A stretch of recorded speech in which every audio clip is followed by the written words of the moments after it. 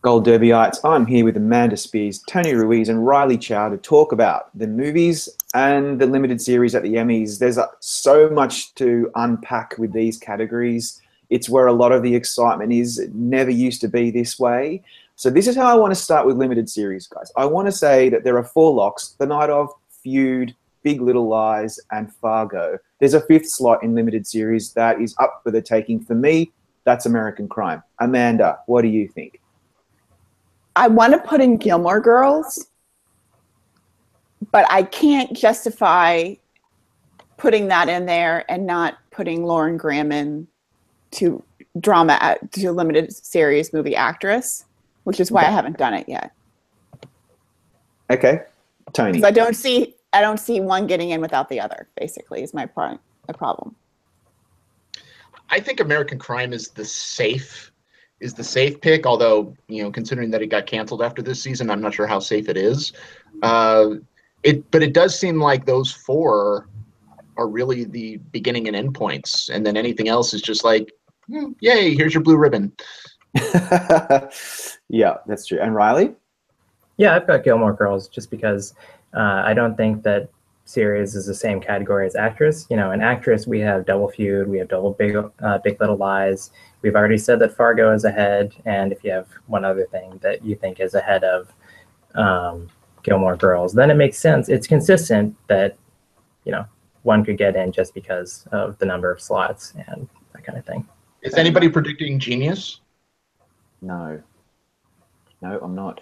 That's a good point. I mean, I've got Genius in actor, but not in series, and so I think, it's always premature to talk about winners, and it's one of my things that I really don't like at this stage when we're talking about who's going to win. But I'm just curious, actually, because this one's really tough. It's really tough. I just think you could make an argument for The Night Of, and for Feud, and for Big Little Lies, and for Fargo.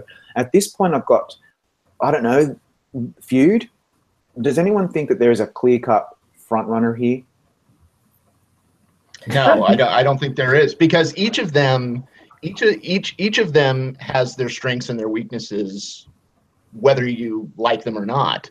The Night Of, which to me was the most consistently great of all of them, aired so long ago. It's so far in distance that I think that could hurt it. But I really think, and I don't think the nominations are going to help us with this, because they're all going to get, a lot of them are going to get acting nominations. A lot of them are going to get writing and directing nominations. I think the only thing that it might tell us is if there's one that's favored over the other. If one gets, multiple writing nominations, multiple directing nominations. Well, I disagree a little bit with that, Tony, just because The Night Of is only kind of expected to get 2 acting nominations, and that's both in the lead actor category. So if it surprised us and got like a supporting actress nomination or a supporting actor nomination, that could show us a little bit that has some more like Bill support. Camp? Are you saying if Bill Camp? Bill Camp. Yeah, that'll make me take notice. Yeah. That would Jeannie make Berlin. Yeah, that would definitely a possibility. But I think when you think about nominations, remember Big Little Lies? It's probably going to win either writing or directing, because the people who wrote, David E. Kelley and then Jean-Marc Val, wrote and directed all of it. And that was the same strategy the Night Manager had, and how they pulled off that director upset last year. So I don't even think with just the number of writing nominations or directing nominations, but look for acting nominations we're not expecting. If Adam Scott gets in for Big Little Lies, along with like Alexander Skarsgård, that's going to show us a little bit more support. So I think some of them have a little wiggle room. Okay. But HBO needs The Night Of and Big Little Lies to perform really well if they're going to stay the most nominated network, because Netflix could take them out. True, but I just have this feeling that, I mean, with Feud, I didn't really want to like that. I thought, I'm not really interested. I don't know a lot about these characters, to be honest. It's not something that I was really interested in. And I was so, completely and utterly in love with this show. I watched it with my whole family. We just thought, because it was just so beautiful to look at. And I just think it's about Hollywood, and surely that audience, the Emmy voters, are going to lap that up to me, that's a front runner. And of all of them, what's going to get the most below the line nomination? That's going to be Feud. Feud's got the period aspect. It's got the costumes, the production design. Just for the Oscars episode alone. Yeah. And it's about them. they are narcissists. It's about them, and they are narcissists. They're a complete narcissist. We love you, Emmy voters.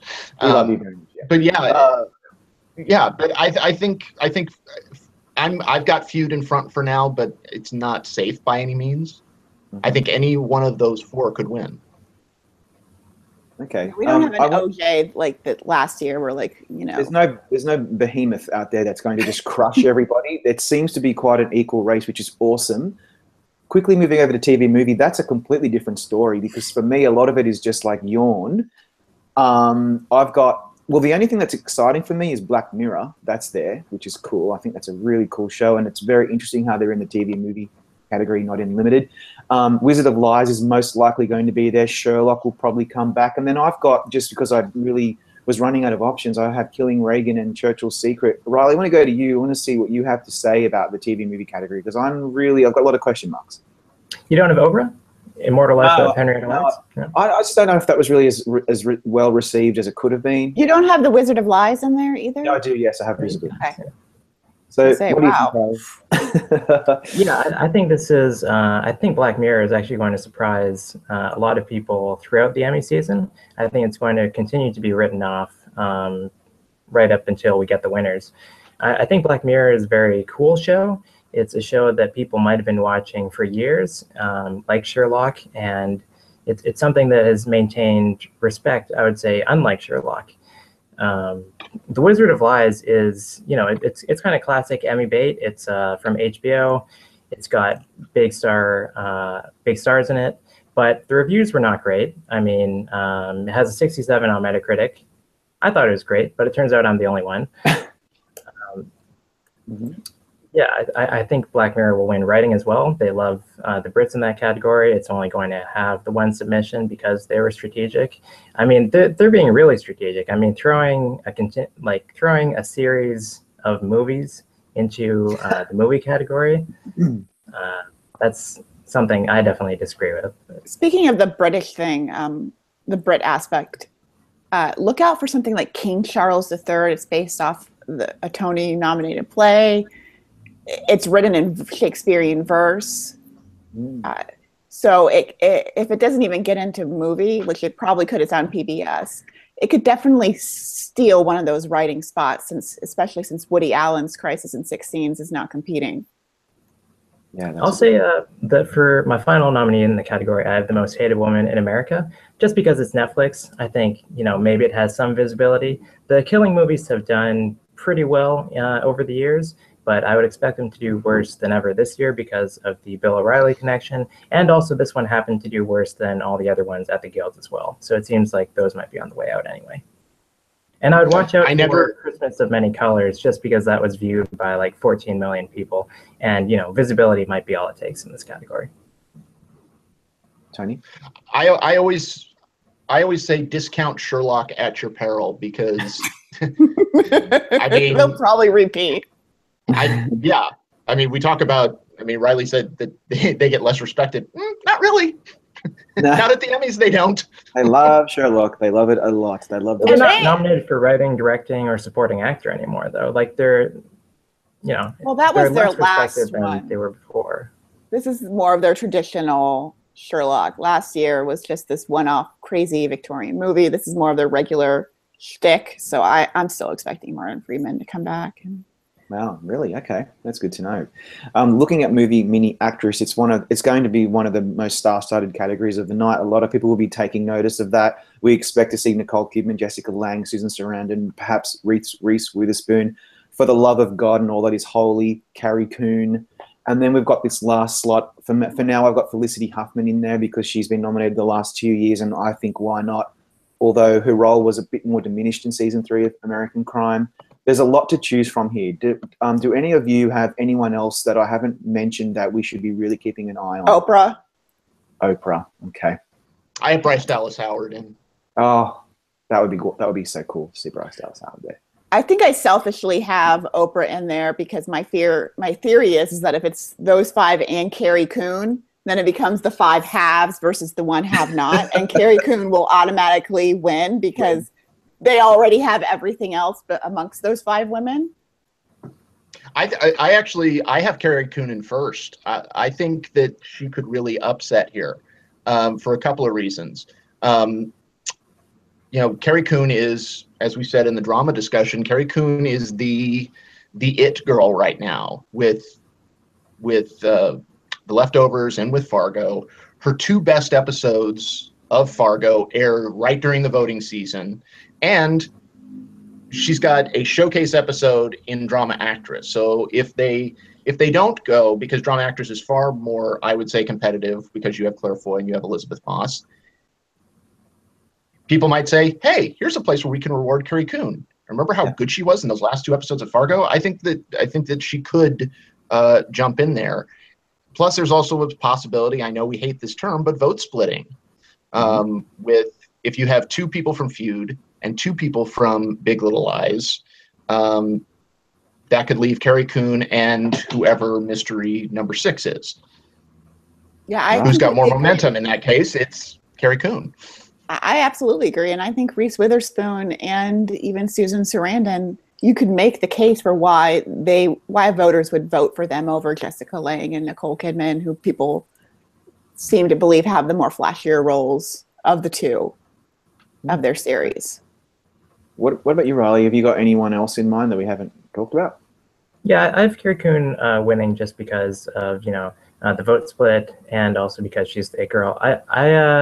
I didn't like the term vote split before last year because voting was ranked. So if you like both Big Little Lies people, you just rank them number 1 and 2. Whereas I would say now it actually is fair to consider it as a factor since you can only vote for one of them.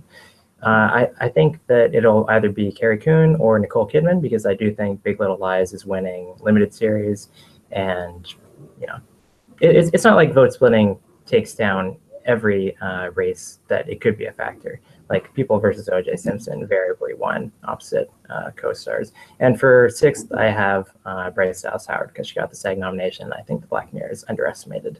Yeah, and she's so wonderful in Nosedive, isn't she? She really is. And she did get that SAG, that very surprising SAG nod, so that does help her. I have Nicole Kidman winning at this point. I think actually she has this in the bag.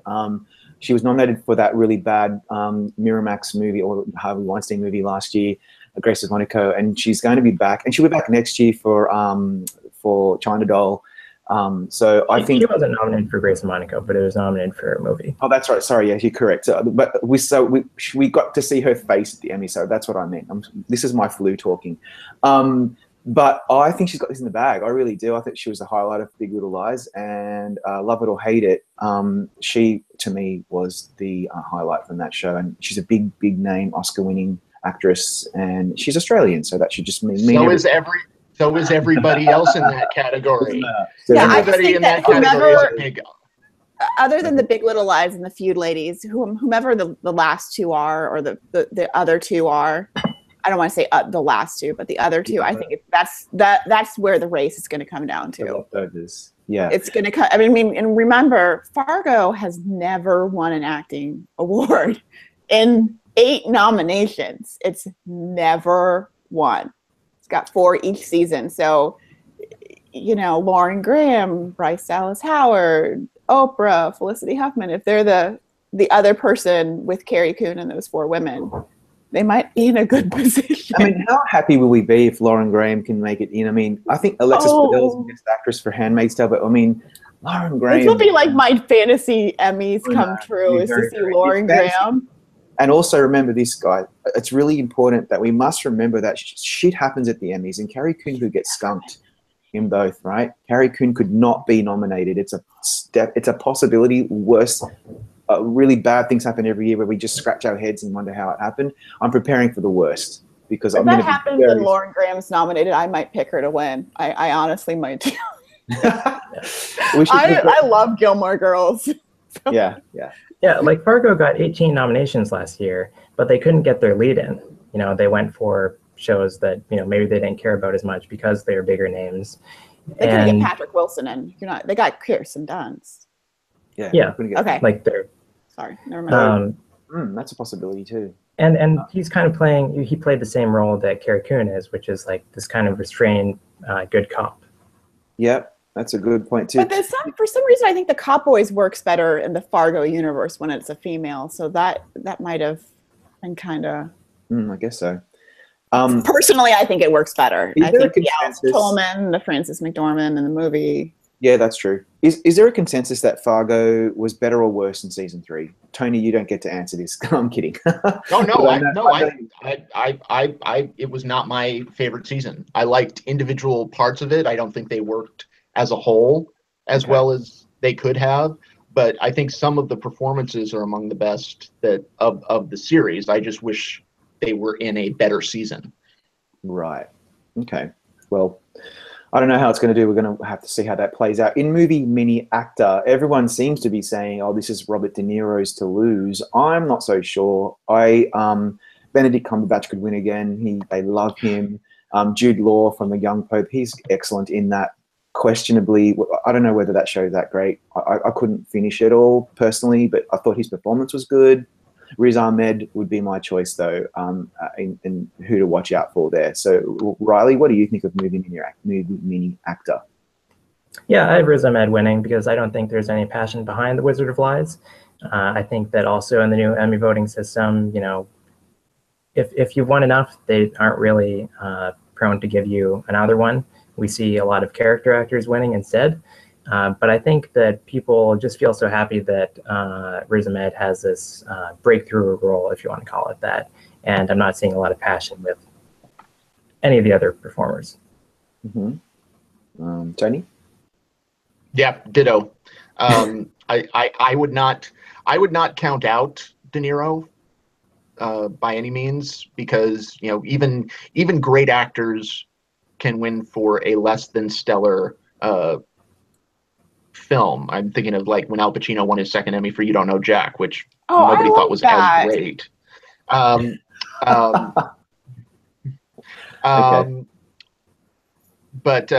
no, I think Riz Ahmed deserves it. I think he deserves it. But I think it could go a number of ways. I think it could. Jeffrey Rush is popular enough with awards voters that he could easily sneak in, especially since he's playing Albert Einstein, for God's sakes. Yeah.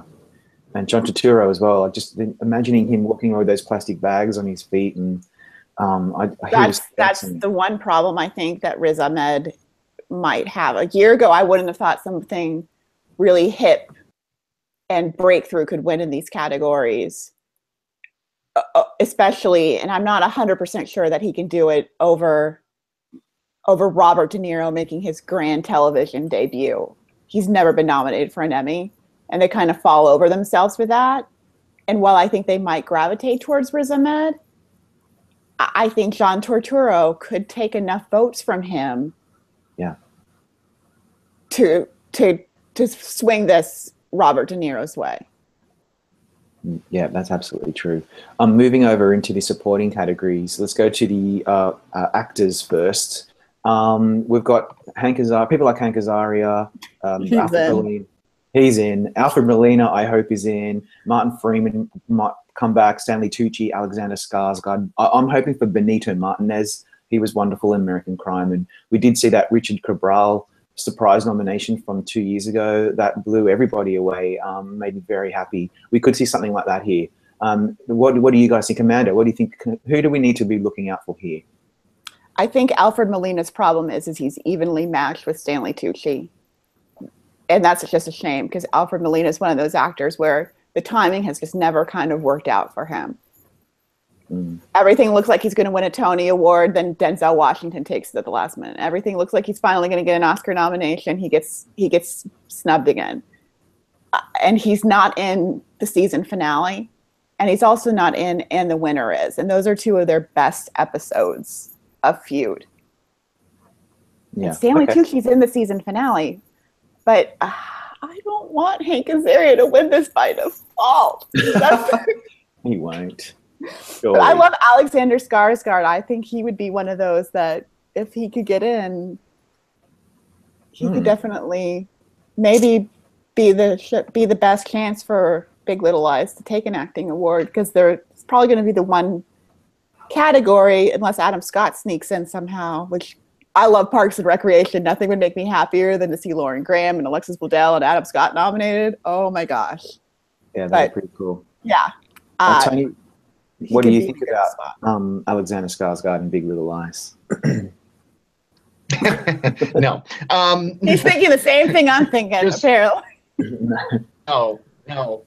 I did not. I did not enjoy. Oh, and I especially did not go for him. He's amazing in the season finale. I think so. Keep talking. I want Melina to win this so badly, but I do think Amanda's right. He's not in those two big episodes. I think David Thewlis has a good shot if he gets nominated. My personal, I would love to see Michael Kenneth Williams from The Night Of. He's absolutely just mesmerizing in that show. But again, it'll be up to Emmy voters to remember how good he was in that show a year ago. Over a year. But I think this one could go. Yeah, I think this could go any number of ways. And Riley?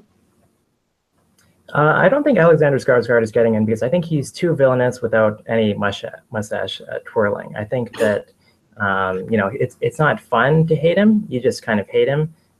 You think that a vote for him is a vote against Nicole Kidman, who's very sympathetic. That's my take on his nomination chances. I don't have Hank Azaria getting in because, as I said, I don't think anybody cares about The Wizard of Lies. I don't think anybody cared about All the Way last year. I think we're in a post-Emmy bait world where the ultimate Emmy bait is a show about dragons, and we see shows about, hackers and clones winning Emmys. I think that people do care about Feud, Fargo, and The Night Of. So I have each of them taking 2 slots.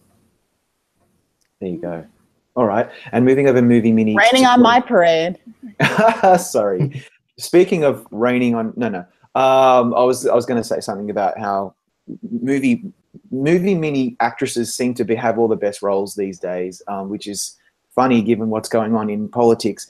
But this category kills me because we've got like the Roanoke women, the Feud women, Big Little Lies, American Crime. Like we could. There could be 20 people in this category, and I'd still be upset about somebody getting snubbed. I know, it's really, really tough. At the moment, I'm thinking people like Judy Davis are in, Kathy Bates is in, maybe Regina King comes back and tries to go for her 3rd Emmy in a row. Laura Dern, Shailene Woodley, Sarah Paulson, Viola Davis. Viola Davis. So many choices. She is so smart. Diane Keaton in The Young Pope. Is she an actress? I can't remember now. Supporting. Thanks, Riley. So let's talk about who we need to look out for, because there's going to be people who will be missing out here. Anybody? Yeah, I'm the least confident about who I have in this category. But I do have Judy Davis. I have Kathy Bates. I have Shailene Woodley and Laura Dern. I've got Jackie Hoffman, although that's the one I'm the least confident about, and I've got Mary Elizabeth Winstead from Fargo. Yeah. Okay. But you could put, it's funny, we were talking when Roanoke was airing that Kathy Bates had this absolutely stellar showcase role. And we were saying, oh yeah, just engrave the Emmy now. Oops. We should probably never say that again. Ever. Because that was before all of these people came out. Yeah. I don't know what to say. I'm speechless. Riley, who else? Yeah, I think all these actress categories are kind of like that. I mean, you look at, lead actor for the limited series and the movies, and we've narrowed it down to 7. Either you have Jude Law or Jeffrey Rush in your last slot, or in our last video when we were talking about comedy actor, we all have the same 6. Maybe Hank Azaria gets in. I think each actress category, though, there are so many options. So I have Big Little Lies taking 3 slots because we all have Laura Dern, we all have Shailene Woodley, and under this new system, but also even under the old system, when they've actually seen something and they like it, they can just check it off like the normal heart. got Alfred Molina in for some reason. Got 4 nominations. I think Big Little Lies, they're already voting for 4 women definitely. Why not make it 5? Who's your and fifth? Zoe Kravitz. Yeah. Oh, yeah. oh my God, I can't even. I'm so Can't keep up. Which is fair. But like she is the 5th. The director calls her one of the 5 leads of the show. And then I also have Mary Elizabeth Winstead because she'll get all the Fargo votes. I have Regina King as the lone American crime nomination in any category this year.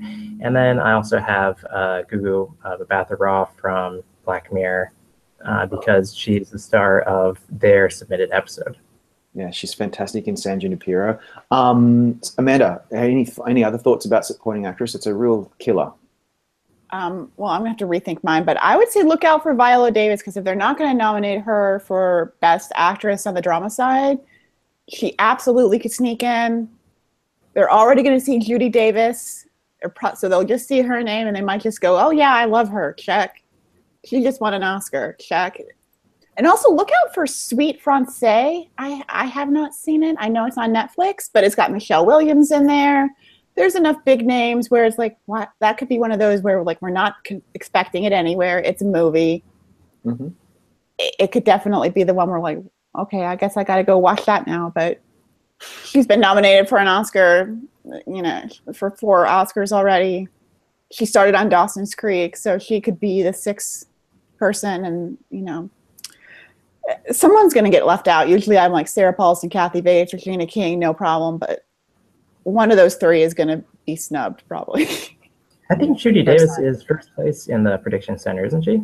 Yeah, Judy Davis is definitely in. Like, I don't have her in because I don't like how the campaign is pushing Catherine Zeta-Jones ahead of Judy Davis. In their FYC material, she's listed ahead, has more prominent picture, all that kind of stuff. Even though Catherine Zeta-Jones, for most of it, is just a talking head. I think also Judy Davis doesn't really have a meaty role. It's mostly just a costume. And they have snubbed Judy Davis in recent years. So it's not like Judy Davis has been nominated 11 times in the limited series category, practically. So that's one of those. Last time she was eligible for this category, she was snubbed. True, and she doesn't have a very meaty role in terms of. There's no one episode where we can point to and say, yeah, she owned it. But for me, when she came onto the screen in Feud, I think she was just. I don't even know what to say. She was so great. I loved her. It's the perfect kind of supporting role, but that almost seems more designed for an Oscar because she's this larger than life, real life person who tosses off these vicious, horrible one-liners in a huge puffy hat. Yeah, it's Judy Davis. She's getting nominated. Yeah, that's my sense. But I think you're onto something about Mamacita. I think you are actually onto something because, man, Jackie Hoffman, she was fantastic in that. I had never really heard much about her before. And now, I've been a huge fan of Jackie Hoffman for years, just as a Broadway fan. But she, because she's in every scene with Jessica Lange practically. Yeah. I mean, she's like her shadow. So that helped Tony Hale a couple of times. So yeah. Exactly. She's the dour Tony Hale, which is really hard to make it more dour. But I know. My final thought, and if you have any, you can follow. I just think these categories are really quite exciting. Although for me, drama series is where all the excitement is at this particular year. But I'm so happy that there's so much good work in limited and movie, because. I just think it's even kind of better than what's going on in the theaters at the moment in cinema. I'm so impressed. That's my final thought in these categories. Anyone else? Yeah, the only thing that I would kind of like to see is I'd like to see not as much of there's been such a shift away from television movies over the last couple of years that it's almost like they're kind of like, they're also rans now, where it used to be that the miniseries, the limited series was the also ran. I'd like to see more quality television movies so that race could be a bit more exciting. Okay, we'll just leave it there.